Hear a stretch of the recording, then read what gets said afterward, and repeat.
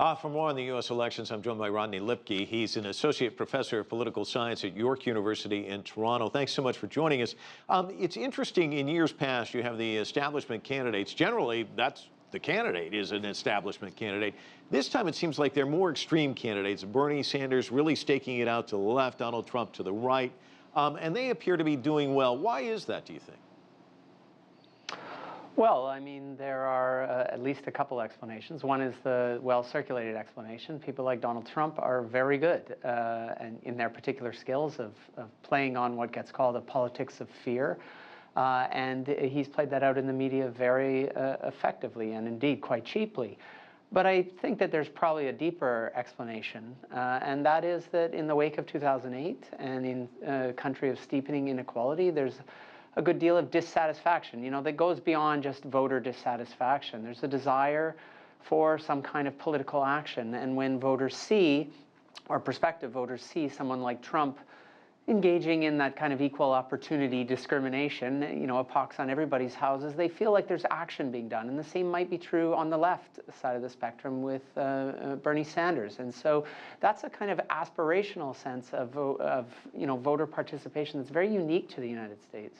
Do you get the sense that if either of these candidates do well, that we'd see a shift in foreign policy? I mean, what are your expectations? Drastic changes, you think? In terms of someone like Bernie Sanders or Donald Trump, I'm not really sure that the changes would be very drastic at all. U.S. foreign policy, the foreign policy establishment has a long record of kind of curtailing the wishes of even, very visionary candidates. And we've seen that with Barack Obama, who went in with one message, but has really more or less towed the line with, foreign policy continuity. Cruz might be another question altogether. This is a man who was willing to shut down the U.S. government for 2 weeks over his desire to, put small pieces, amendments onto legislation. So the possibility that he would take a stronger, firmer stance in foreign policy, I think, is very real. Can you give us an outsider's view on this, the length of this process? I was talking to an Australian friend who said we'd go crazy in Australia if we had to live through a campaign like this. And I know that Canada recently elected a new prime minister after the longest modern campaign season ever of 11 weeks. I think Americans, that's the blink of an eye in the U.S. election cycle.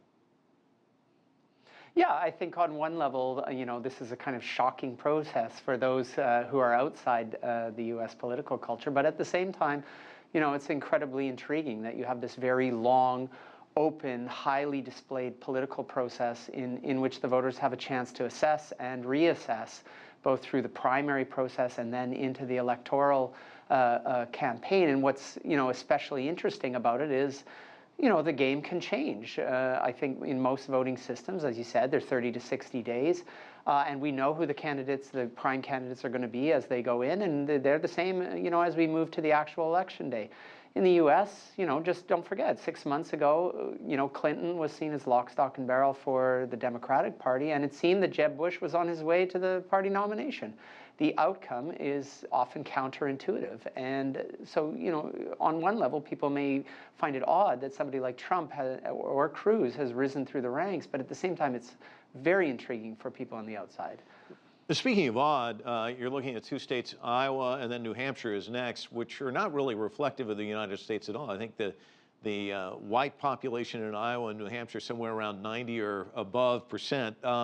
What about that? And very, very tiny states, too, to have such a critically important role in picking the next president in this country.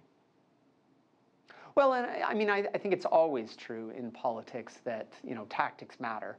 But it is especially true in the U.S. electoral process, where, as you say, the primary process is unbalanced, and where a primary or a caucus falls on the electoral calendar matters enormously. So you can have a very small population having an oversized impact on whether nominees are going to move forward, what kind of momentum is going to exist. But in the United States, a political game, that's simply understood as something that you have to take on. I mean, Rodney, we could say the same thing about the Electoral College. Rodney, we're all out of time, but thank you so much for joining us from Toronto.